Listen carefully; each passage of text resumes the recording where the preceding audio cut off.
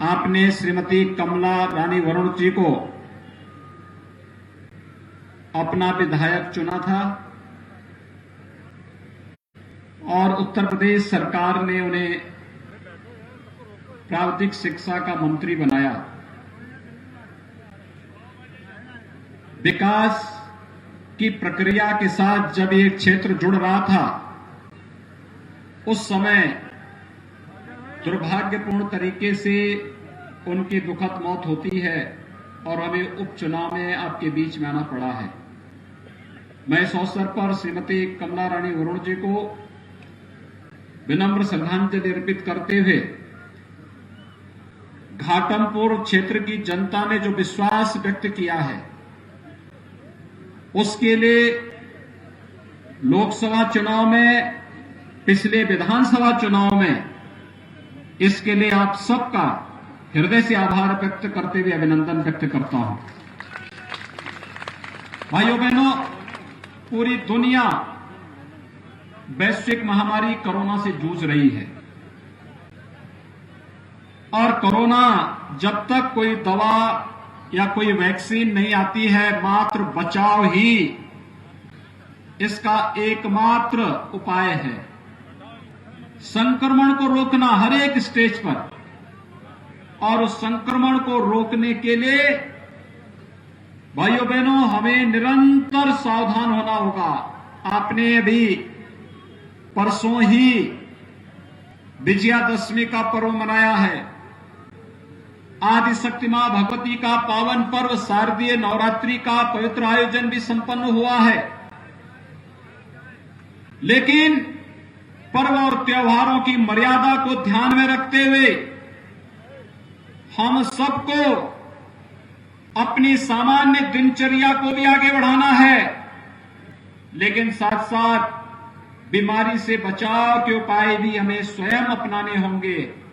और इस दृष्टि में आप सबका सबसे पहले आह्वान करूंगा कि देश की कोरोना के खिलाफ इस लड़ाई में हम सब आदरणीय प्रधानमंत्री जी के उस मंत्र का स्मरण सदैव करें, 2 गज की दूरी और मास्क जरूरी। मैं देख रहा हूं यहां पे 99% लोगों ने मास्क लगाया है, आपका मैं अभिनंदन करता हूं। ये जरूरी है। ये मास्क बचाव का और कोरोना के संक्रमण से बचाव के लिए हमारे लिए सर्वोत्तम उपाय के रूप में काम आएगा। लेकिन आपने देखा होगा कोरोना कालखंड में कैसे किसी आपदा से लड़ा जाता है। प्रधानमंत्री मोदी जी के मार्गदर्शन में, उनकी प्रेरणा से प्रदेश सरकार ने जिस जज्बे के साथ कोरोना वॉरियर्स और जनता जनार्दन के सहयोग से कोरोना को प्रभावी नियंत्रण किया है, कानपुर देहात की जनता ने तो, कानपुर क्षेत्र की जनता ने तो अद्भुत कार्य किया, सेवा का भी और कोरोना जैसी आपदा से निपटने के लिए भी। मैं इसके लिए भी आप सबका हृदय से अभिनंदन करता हूं, स्वागत करता हूं। भाइयों बहनों, लॉकडाउन प्रारंभ होते ही गरीबों के लिए खाद्यान्न की योजना लागू करना आज भी मिल रहा है। निर्माण श्रमिकों के लिए भरण पोषण भत्ते की घोषणा, ठेला, खोमचा, रेहड़ी और पटरी व्यवसायी, कुल्ली, पल्लेदार, इन सबको भरण पोषण भत्ता। जनधन अकाउंट धारी महिलाओं को कोरोना कालखंड में 500 रुपए की अतिरिक्त धनराशि उनके अकाउंट में भेजने की व्यवस्था। प्रधानमंत्री किसान सम्मान निधि से जुड़े हुए 2 करोड़ उत्तर प्रदेश के किसानों के खाते में सीधे धनराशि उपलब्ध करवाने की व्यवस्था हो, या 87 लाख वृद्धजनों को, विधवा महिलाओं को और दिव्यांग जनों को उनकी पेंशन को अग्रिम उनके अकाउंट में देकर के राहत देने का कार्य उत्तर प्रदेश सरकार पूरी प्रतिबद्धता के साथ प्रधानमंत्री मोदी जी के नेतृत्व में कार्य की है।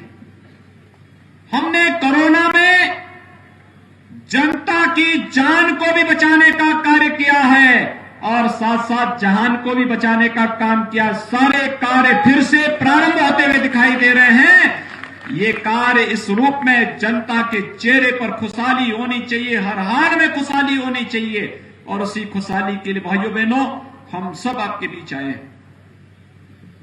हमारे माननीय सांसद जी बोल रहे थे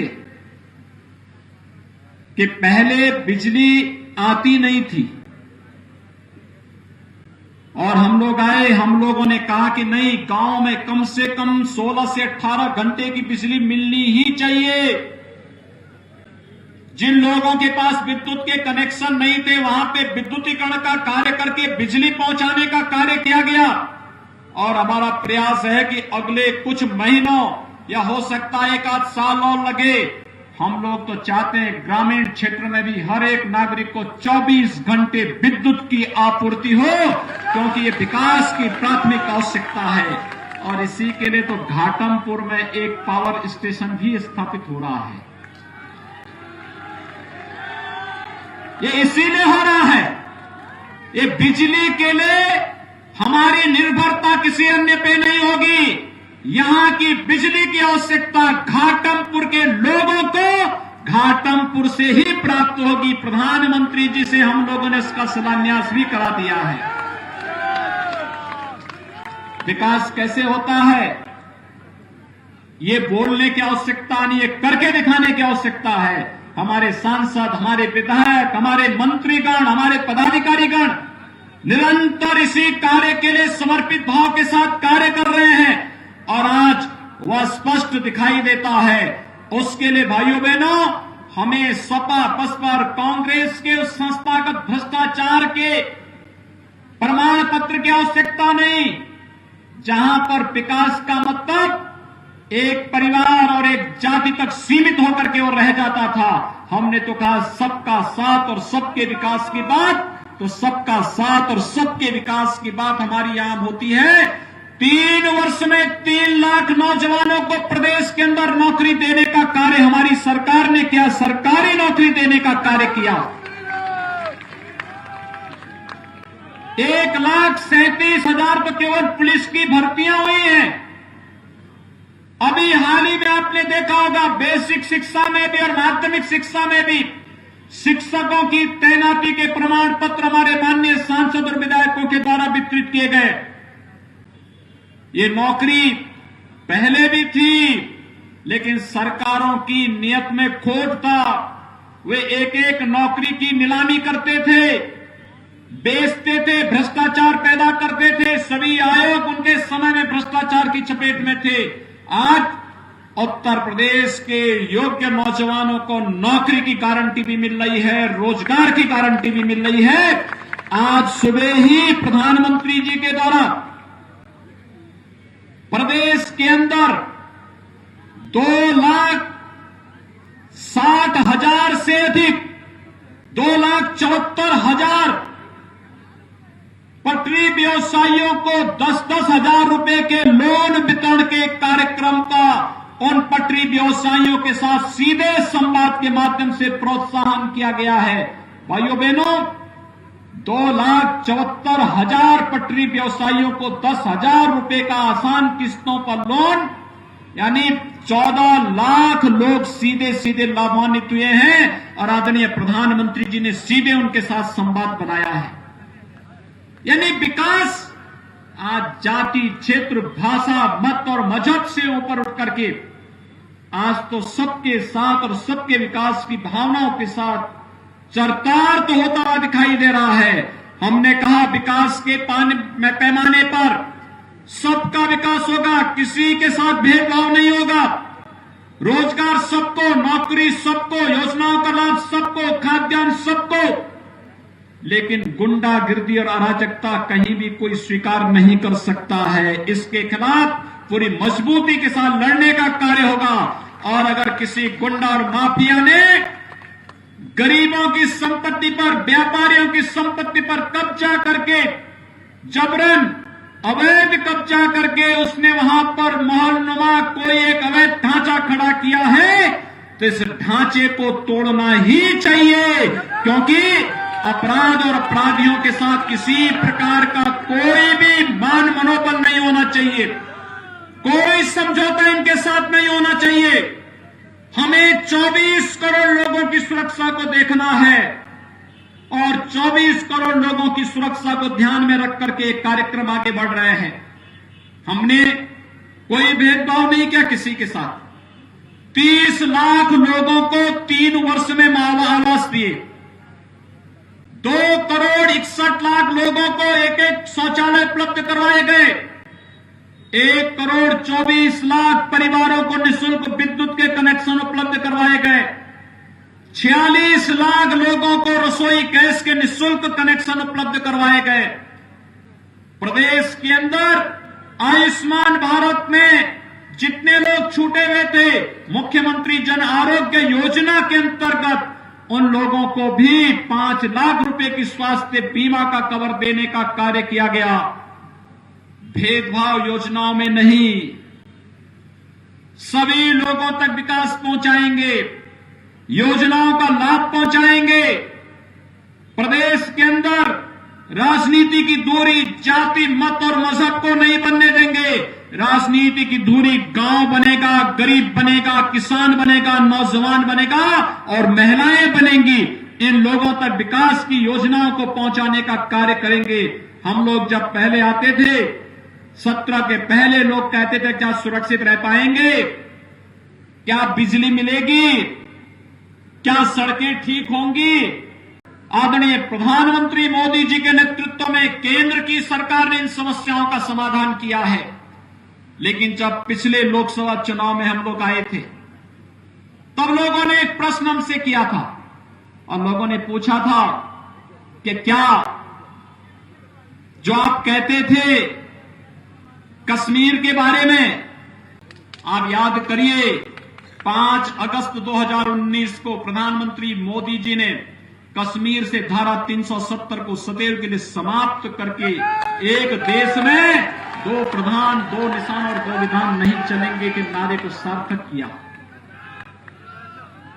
लोग कहते थे कि आप आते हैं, हमेशा कहते हैं, एक ही बात को कहते थे कि रामलला हम आएंगे, मंदिर वही बनाएंगे, लेकिन क्या तारीख भी बताएंगे? ये बोलते थे ना आप लोग, मीडिया के हमारे मित्रगण बोलते थे। लेकिन भाइयों और बहनों, मैं आप सबको बताना चाहता हूं कि 5 अगस्त 2020 को अयोध्या में से राम जन्मभूमि के भव्य मंदिर का शिलान्यास और शुभारंभ कार्य का शुभारंभ भी प्रधानमंत्री मोदी जी के कर कमलों से संपन्न हो चुका है।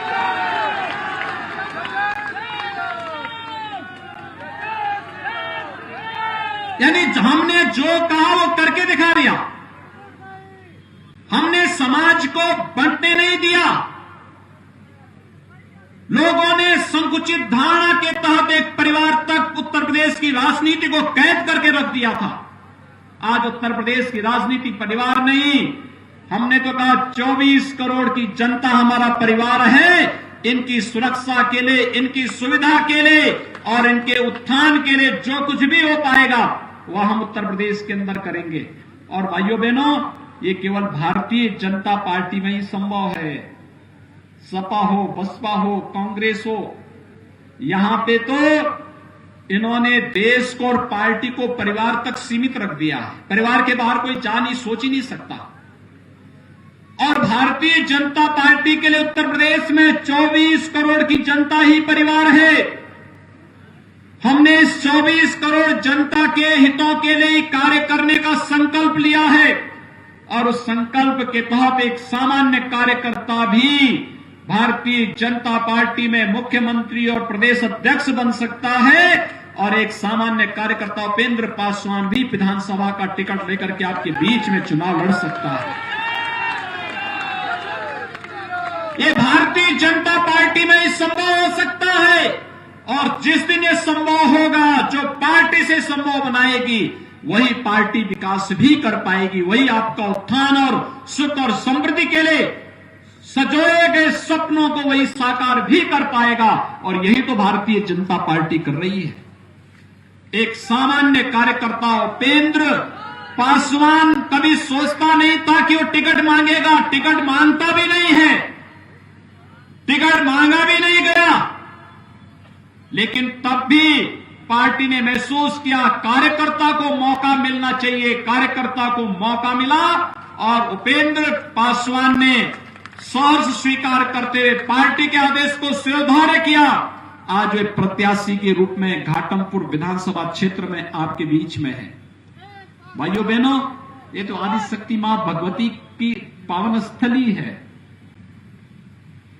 ये देश के महान स्वतंत्रता संग्राम सेनानियों की तपस्थली है, साधना स्थली है। हमें उनके पुरुषार्थ पर प्रश्न चिन्ह खड़ा करने की अनुमति किसी को नहीं देनी है। हमें घाटमपुर का विकास चाहिए और विकास भारतीय जनता पार्टी ही का आपको दे सकती है। और इसी दृष्टि आज हम सब आपके बीच आए हैं। हम लोग इसीलिए आज आपके बीच में आए हैं। यहां पे कमला रानी वरुण जी ने मेहनत की थी। वे विकास की प्रक्रिया को जिस तेजी के साथ आगे बढ़ा रही थी, दुर्भाग्य से आज वे हमारे बीच में नहीं। लेकिन मैं विश्वास के साथ कह सकता हूं, श्री उपेंद्र पासवान भारतीय जनता पार्टी के विधायक बनने के बाद यहां के विकास को नई ऊंचाइयों तक पहुंचाने का कार्य करेंगे। और जब केंद्र और प्रदेश की सरकार का आशीर्वाद उसके साथ में हो, तो फिर विकास कहीं कोई दूर नहीं जा सकता।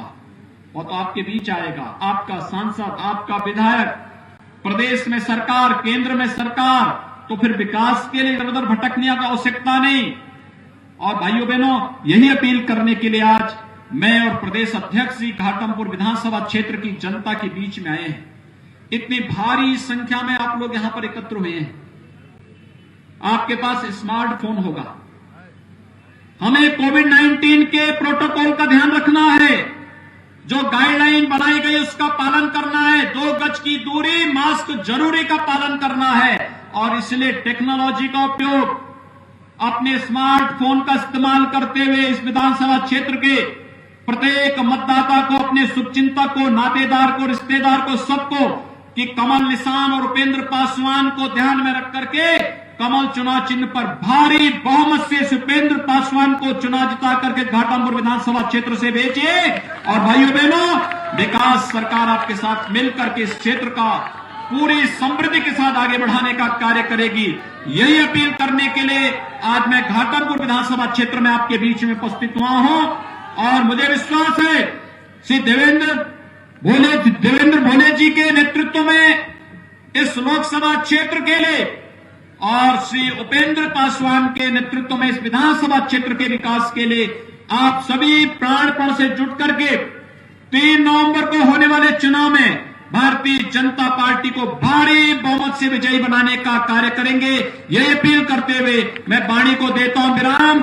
जय जय श्री राम, जय जय श्री राम।